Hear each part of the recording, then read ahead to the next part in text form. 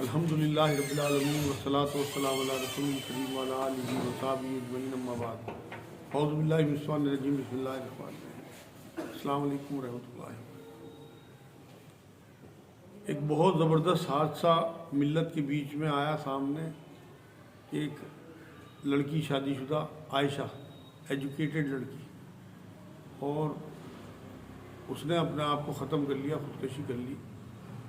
گجرات کی رہنے والی تھی۔ آپ لوگوں نے بہت اس کا چرچا سنا ہوگا کیونکہ میڈیا میں بہت زیادہ اسے فروغ ملی بات کو۔ اصل بات یہ ہے کہ اسے حق تو ٹھہرایا نہیں جا سکتا اس کی موت کو، کیونکہ اس نے قرآن کی خلاف ورزی کی اور اس نے خودکشی کی۔ قرآن میں اللہ رب العزت نے سورہ نساء کی 29 نمبر آیت میں یہ بات کہی ہے لوگوں کو، ایمان والوں کو، کہ ناحق ایک دوسرے کے مال نہ کھاؤ اور اپنے آپ کو ختم نہ کرو، مطلب خودکشی سے منع کیا گیا۔ اسلام میں خودکشی حرام ہے، اسی لیے کہ اللہ کی دی ہوئی جان ہے، وہ جب چاہے گا لے لے گا۔ ہم اس کی دی ہوئی آزمائشوں میں پورے اتریں اور جیسی کیسی بھی مصیبتوں کے ساتھ کٹے، چاہے زندگی کاٹ کے پھر اللہ کے پاس جائیں، پھر حساب کتاب ہوگا۔ لیکن اللہ رب العزت نے سورہ نساء کی ہی 48 نمبر میں بات کہی ہے کہ میں شرک کے علاوہ تمام گناہ معاف کر سکتا ہوں، شرک تو معاف نہیں کروں گا۔ تو اس لیے ہمیں اپنی اس بہن کے لیے دعا بھی کرنی ہے کہ اللہ کرے اس کی اس غلطی کو اللہ معاف کرے، اس کی مغفرت کر دے۔ جتنی تکلیفیں وہ اٹھا کے گئی ہے یہاں، جس طرح کا ٹارچر اس نے ذہنی بھی اور جسمانی بھی جھیلا ہے، وہ بہت اپنے آپ میں ایک بڑا عجیب معاملہ ہے۔ حالانکہ اس نے اچھا تو نہیں کیا، اس کے ماں باپ جو ہیں وہ کس طرح سے زندگی گزار رہے ہوں گے آپ اندازہ نہیں لگا سکتے۔ جیتا جاگتا بچہ کسی کا چلا جائے کتنا اس کے اوپر اثر پڑتا ہے اس بات کا، اس کے باپ کے انٹرویو سے بھی اندازہ ہو جاتا ہے۔ یہاں بتانے کا مقصد یہ ہے کہ قرآن میں اللہ رب العزت نے ایک آپشن دیا ہے خلا کا۔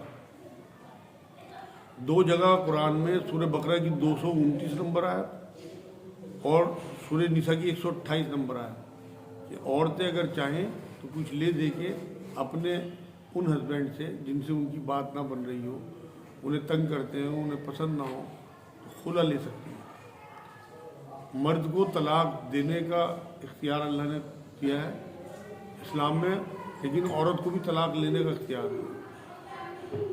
میں اسی موضوع پہ بات کرنا چاہ رہا تھا کہ ہمارے ہاں سسٹم اتنا کمزور ہو گیا ہمارا جو شریعت کا ہے کہ کوئی پرسان حال نہیں ہے ایسی بچیوں کا۔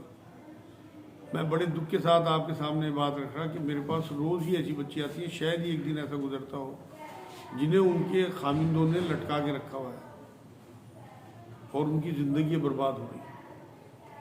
90% مردوں کی غلطی ہے، 10% عورتیں، کیونکہ انہیں جو اختیار دیا یہ اس کا غلط استعمال کر رہے ہیں اختیار۔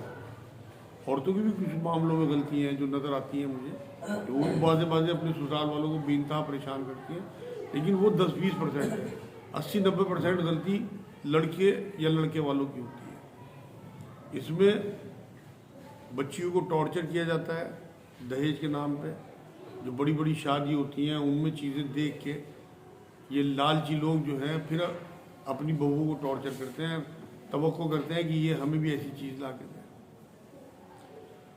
آخری خطبے میں اللہ کے رسول صلی اللہ علیہ وسلم نے فرمایا کہ آج تم پہ ایک دوسرے کا مال، ایک دوسرے کی جان، ایک دوسرے کی عزت حرام قرار دے دی گئی۔ قرآن میں بھی اللہ رب العزت نے یہ بات کہی ہے کہ ایک دوسرے کا مال جو ہے وہ ناحق نہ کھاؤ۔ میں نے حوالہ دیا سورہ نساء 29 نمبر آیا۔ یہ ان لوگوں کو ٹارچر کرنا ہے لڑکی والوں کو، میرے حساب سے تو یہ نامردان یہ ہے کہ آپ ڈیمانڈ کریں کسی چیز کی یا توقع بھی رکھیں، بھیک ہے میرے نزدیک۔ میں کیمرے پہ بات کہہ رہا، الحمدللہ میں نے 2 بیٹوں کی شادی کی، کیل بھی نہیں دی۔ مطلب اس وجہ سے نہیں کہ بہت بڑائی کی بات ہے، اس وجہ سے کہ یہ سنت کے خلاف ہے چیزیں لینا۔ وہ اپنی بچیوں کو چیزیں میں نے انہیں ایک بار منع کیا، اس کے بعد انہوں نے جو بھی چیزیں اپنی بچی کو دیں وہ اس میں اعتراض نہیں کر سکتا، کیونکہ ان کی اپنی بچی ہے، اپنی حیثیت سے وہ جو دینا چاہیں۔ لیکن آپ کا بچہ اپنی بیوی کے لائے ہوئے بیڈ پہ سوئے، اس کے پنکھے کی ہوا میں سوئے، اس کے لائے ہوئے اے سی میں، اس کے لائے ہوئے گیزر میں نہائے، یہ آپ کی کیسی مردانگی؟ جب اللہ نے آپ کو طاقت دی، آپ کو گٹے دیے، مرد کی پہچان تو اس کے گٹے ہیں، آپ دوسرے کی بچی لا رہے ہیں، اس نے اپنا سب کچھ دے دیا، 18 20 22 سال کسی بچی کو پال کے دے دے، اپنے دل کا ٹکڑا کاٹ کے دے دے رہا ہے، اس کے باوجود ڈیمانڈ کرنا، اس کے باوجود انہیں ٹارچر کرنا، توقع رکھنا ان سے، یہ بہت گناہ کی بات ہے، یہ اسلامی طریقہ نہیں ہے۔ اسلام نے تو ہمیں طریقہ کچھ اور ہی، حضور صلی اللہ علیہ وسلم کو آپ دیکھیں کہ کتنے خوددار تھے، کہ وہ صدیق رضی اللہ تعالیٰ عنہ ہجرت کی رات سے پہلے آئے کہ میں نے حضور 2 اونٹنیاں تیار کر لی ہجرت کے لیے، بس اشارہ آتے ہی اللہ کی طرف سے ہم نکل جائیں گے، ایک آپ کے لیے ایک اپنے لیے۔ حضور نے وہ ٹھیک ہے ابو بکر، لیکن میں 1 اونٹنی کے پیسے دوں۔ تڑپ گئے حضرت ابو بکر صدیق کہ حضور میرے سے بھی یہ خیریت، یہ غیرت کی بات نہیں ہے، یہ اصول کی بات ہے، دین کے معاملے میں خرچ کر رہا ہے، مجھے اپنا اجر چاہیے، تمہیں اپنا اجر چاہیے۔ تو وہاں پہ حضور صلی اللہ علیہ وسلم نے خودداری سکھائی امت کو۔ ویسے بھی کبھی کسی سے کوئی توقع حضور نے نہیں رکھی، تو ہمیں بھی توقع کوئی نہیں رکھنی۔ کوئی اپنی بچی کو کچھ دے، اس کے جگر کا ٹکڑا ہے، ہم اسے روک نہیں سکتے، مگر اپنی بچی کے نام اس کے بینک میں ڈالے، اسے جائیداد دے، اسے زیور دے۔ یہ جو اوپر کی چکر ہے نا، بہت جو 700 کی مانگ ہو، یا سسر کے لیے کچھ آ رہا ہے ان کی ڈیمانڈ ہے، یا فرنیچر کے ٹرک آ رہے ہیں، میرے نزدیک یہ سب گناہ ہے میرے علم کے حساب سے، کیونکہ یہ اسلام میں ثابت نہیں ہے۔ تو اس لیے یہاں جو نوجوان بچے ہیں وہ طے کریں کہ ہم بنا جہیز کی شادی کریں گے انشاءاللہ، جس سے کہ ہم اس معاملے کے ذمہ دار نہ ہوں۔ دیکھیں، حالانکہ میرے بعد یا میرے سے پہلے مجھے پتہ نہیں کیا ہوتا ہے، لوگوں نے کیا کیا ہوگا، میرے اپنے رشتہ داروں نے کیا کیا، نہ مجھے مطلب ہے اس بات سے، مجھے انڈیویجول کھڑے ہونا اللہ کے آگے، کوئی فرق نہیں پڑتا سماج کو، کوئی اگر 2-4 لوگ ایسے مل بھی جاتے ہیں آپ کو، نہیں کوئی فرق پڑتا، میں دیکھتا ہوں۔ لیکن وہ واقعہ یاد کرو آپ کہ جب حضرت ابراہیم علیہ السلام کو آگ میں ڈالا جا رہا تھا تو پیڑ میں 2 چڑیاں بیٹھی تھی، اور ایک کہنے لگی کہ چل اپنی چونچ میں تھوڑا سا پانی لا کے اس آگ کو بجھائیں، تو دوسری بولی ہماری چونچ میں کتنا پانی آ جائے گا، اتنی بڑا الاؤ آگ کا، اتنی تیز آگ کس طرح بجھ جائے گی؟ کہ نہیں، مجھے ہی پتہ ہے کہ آگ نہیں بجھ سکتی، مگر جب ہم قیامت میں اللہ کے آگے کھڑے ہوں گے تو ہم آگ لگانے والوں میں نہیں بلکہ آگ بجھانے والوں میں ہوں گے۔ تو ہم اس سسٹم کو آنکھ میچ کے دیکھتے رہیں اور وہی کرتے رہیں جب ہمارا موقع آئے۔ تو آپ یقین کریں، قرآن میں اللہ رب العزت نے بنی اسرائیل کے سنیچر دن والوں کا جہاں واقعہ بیان کیا، وہاں 3-4 طریقے کے گروہ کا معاملہ بیان کیا۔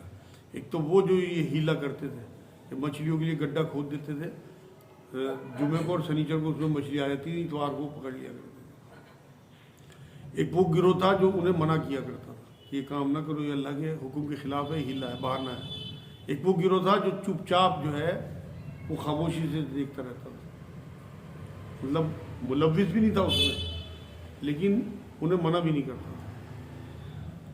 قرآن یہ کہتا ہے کہ جو لوگ اس عمل کو کرنے والے تھے اور جو چپ چاپ اسے دیکھنے والے تھے، دونوں غارت کی جائے، صرف جو منع کرنے والے ہیں انہیں بچا لیا جائے۔ تو اگر آپ منع کرنے والوں میں آنا چاہتے ہو، اس وجہ سے کیونکہ آپ یقین کرو، یہ بڑی بڑی شادیاں، بڑے بڑے جہیز اور ان کی ویڈیو بنوانا اور اس جہیز کی نمائش کرنا، وہ بہت ساری غریب بچیوں کی زندگی خراب کر رہا، چاہے وہ زنا میں ملوث ہو جائیں بچیاں، شادیاں نہ ہونے کی وجہ سے، رشتے نہ آنے کی وجہ سے، اور چاہے وہ خودکشی کر لیں جیسے عائشہ نے کی ہے۔ عائشہ تو چلی گئی چھوڑ کے، لیکن وہ ایک سوالیہ نشان کھڑا کر گئی کہ ہم اس معاشرے میں رہتے ہیں، اس کی موت کے ہم سب ذمہ دار ہیں۔ قرآن میں اللہ رب العزت نے سورہ مائدہ کی 32 نمبر آیت میں بات کہی کہ ناحق قتل پوری انسانیت کا قتل ہے۔ آپ یقین کریں کہ میں اس کی ویڈیو دیکھ کے اپنے آپ کو بھی مجرم سمجھ رہا تھا کہ میں اس سماج کا حصہ ہوں، اس بچی کے قاتلوں میں پورا سماج ملوث ہے۔ تو اس لیے بہت احتیاط سے آگے بڑھیں۔ آپ یقین کریں، آپ کی روزے، آپ کی نمازیں، آپ کے حج اللہ معاف کر دے گا، لیکن حقوق العباد آپ کے معاف نہیں ہوں گے۔ اگر ہم اس موت کے ذمہ دار گنے گئے نا اللہ کے یہاں، اللہ کی نظر میں کوئی معنی نہیں رکھتی چاہے کتنے کروڑ لوگ ہوں، کتنے ارب لوگ ہوں، ایک موت کا ذمہ دار وہ سب کو ٹھہرا سکتا ہے۔ یہی کہا اس نے کہ نہ ایک قتل کی ذمہ داری جو ہے اس نے گویا پوری انسانیت کو قتل کیا۔ اور ایک جان بچانے والے نے مانو پوری انسانیت کو بچا لیا۔ تو اس لیے خود طے کریں، اپنے بچوں کے لیے طے کریں۔ اللہ اس کے رسول کے معاملے میں ہم نے اپنے ماں باپ کی بھی نہیں سنی۔ قرآن یہ کہتا ہے کہ اپنے ماں باپ کی حرمت کرو، لیکن جہاں اللہ اور اس کے رسول کا معاملہ ہے وہاں ان کی نہیں ماننی، وہاں اس کی ماننی جو سیدھے راستے پہ ہو، اور وہ رسول اکرم صلی اللہ علیہ وسلم۔ تو اس لیے ایک تو یہ معاملہ تھا ہمارے اپنے لیے۔ ایک میں بہت مؤدبانہ گزارش کروں گا اپنے علماء دین سے کہ اس طرح کا جب نظام اللہ رب العزت نے قرآن میں ہمیں دے دیا خلا کا، تو جو بچیاں اپنے مردوں کے ساتھ نہیں رہنا چاہتی ان کے ٹارچر کی وجہ سے، یا انہیں پسند نہ آئے، یا مطلب ان کا دل نہیں لگتا وہاں پہ، یا ان کا کہیں اور دل ہے، تو یہ کیسی مردانگی ہے کہ انہیں لٹکائے رکھے؟ کیسے مرد ہو آپ انہیں خلا یا طلاق کیوں نہیں دیتے؟ اگر وہ خلا مانگ رہی تو آپ خلا دو۔ اور اس کی ذمہ داری ہمارے علماء دین کی بھی ہے کہ اگر کوئی لٹکانے کی کوشش کرتا ہے تو دارالقضاء کا نظام ہونا چاہیے ہر شہر میں کہ وہاں بچیاں جائیں اور اپنی مرضی سے کھلا لے سکیں۔ جب طلاق کا جو معاملہ مرد کے ہاتھ میں ہے کہ جب مرضی طلاق دے سکتا ہے اپنی عورت کو، تو عورت کو جو اللہ رب العزت کی طرف سے فریڈم ہے، آزادی ہے کہ وہ کھلا لے سکتی ہے، تو اسے بالکل اسی آزادانہ طریقے سے ہونا چاہیے۔ اگر وہ ناجائز طریقے سے کھلا لے گی تو اللہ کے رسول صلی اللہ علیہ وسلم نے فرمایا کہ ایسی عورت جو ناجائز طور پہ یا بے وجہ طلاق مانگے گی جنت کی خوشبو بھی نہیں سونگھ سکے، وہ اس کا اپنا معاملہ ہے۔ لیکن اگر وہ آپ کے ساتھ نہیں رہنا چاہتی تو آپ کو کوئی حق نہیں ہے کہ آپ اسے باندھ کے رکھیں، کوئی مردانگی نہیں ہے، نامردانگی ہے۔ تو جو بچیاں لٹکی پڑی ہیں جو میرے پاس آتی ہیں، آپ یقین کریں اتنا پریشان ہوتا ہوں انہیں دیکھ کے میں کہ بازی تو ایسی تڑپتی ہے کہ 10 سال 12 15 سال ہو گئے لٹکے، بچے پال رہی، بھیک مانگ کے، اب برتن مانجے، اور وہ نہ خرچہ دیتا ہے، اس نے دوسری شادی کر لی۔ اتنا خراب نظام ہے ہمارا یہ۔ تو اس لیے میری تو سب سے بڑی مؤدبانہ گزارش ہے یہ اپنے علماء دین سے کہ جو دارالقضاء کا جو نظام ہے اسے ہر شہر میں قائم کریں اور ایسی بچیوں کو نجات دلائیں، ورنہ آپ یقین کریں کہ یہ ہم سب کا، چاہے بڑے سے بڑا مفتی یا بڑے سے بڑا عالم یا کوئی بڑے سے بڑا پیر ہو، وہ ان کی گریبانوں میں لٹکیں گی قیامت میں، جنہوں نے اپنی زندگی یہاں سسک کے کاٹی ہوگی یا جو زنا میں ملوث ہو گئی ہوں گی اس وجہ سے۔ اللہ رب العزت نے ہمارے اندر فطرت رکھی، پیٹ بھی رکھا، اور پیٹ کے نیچے بھی ہماری ضرورت رکھی، تو اس لیے اس ضرورت کو سامنے رکھتے ہوئے ہم اپنی بچیوں کو سامنے رکھیں، چاہے وہ علماء دین ہوں، چاہے میں ہوں، یا ہمارے معاشرے کے معزز لوگ ہوں، کہ اپنی بچیوں کے ساتھ اگر ایسا ہو تو ہمارا کیا رویہ ہوگا، کیسی بیتتی ہوگی۔ جو بڑے بڑے علماء دین ہیں ان کے گھروں میں واقعی ایسا نہیں ہوتا، لیکن ان میں ہی کہ بہت سارے چھوٹے جو مدرس ہیں یا چھوٹے امام ہیں یا چھوٹے مؤذن ہیں، وہ میرے پاس آتے ہیں تڑپتے ہوئے کہ ہماری بچیوں کے ساتھ یہ ہوگا، ان کا بھی نہیں حل نکل پاتا۔ تو اس لیے جتنی بھی ہم کوشش کرتے ہیں، کہ میں تو کوشش کر رہا ہوں کہ ہمارے شہر میں دارالقضاء قائم ہو جائے، اللہ کر دے، اور اگر ممکن ہوا تو شاید میں اپنے مرکز میں قائم کر لوں۔ تو یہ ہر شہر کے لوگ کوشش کریں کہ اپنے یہاں دارالقضاء قائم کرائیں اور اس طرح کی بچیوں کو نجات دلائیں ان ظالموں سے۔ یہ کافر ہے کیونکہ قرآن میں اللہ رب العزت نے یہ بات کہی ہے سورہ بقرہ میں کہ جو کچھ باتوں کو مانے اور کچھ کو نہ مانے قرآن کی، وہ کافر ہے، وہ عذاب کا انتظار کرے۔ سورہ بقرہ کی 85 نمبر آیت آپ پڑھیں۔ تو اس لیے ہمیں پورے کے پورے قرآن کو عمل میں بھی لانا ہے، ماننا بھی ہے، ایمان بھی رکھنا ہے۔ تو عائشہ کے لیے دعا بھی کریں مغفرت کی، کیونکہ بہت سارے لوگ یہ کہتے ہیں کہ اس نے تو خودکشی کر لی، اس کی مغفرت کی دعا نہیں کرنی چاہیے، بالکل نہیں۔ جب اللہ یہ کہہ رہا کہ میں شرک کے علاوہ تمام گناہ معاف کر سکتا ہوں، تو ہماری بیٹی تھی، ہماری بہن تھی، اس نے غلطی کی لیکن وہ برداشت نہیں کر سکی، اسے صبر کرنا چاہیے تھا، لیکن اب جب وہ چلی گئی تو ہمارا یہ حق ہے کہ ہم اس کے لیے دعا کریں مغفرت کی کہ اللہ اس کی کوتاہی کو معاف کر دے اور اس کے لیے آخرت میں درجے بلند ہوں۔ اللہ کرے اس نے جتنی تکلیفیں یہاں جھیلی ہیں اس کے لیے مغفرت کا ذریعہ وہی تکلیفیں بن جائیں، کیونکہ مومن کو ایک کانٹا بھی چبھے تو اسے اجر ملتا ہے۔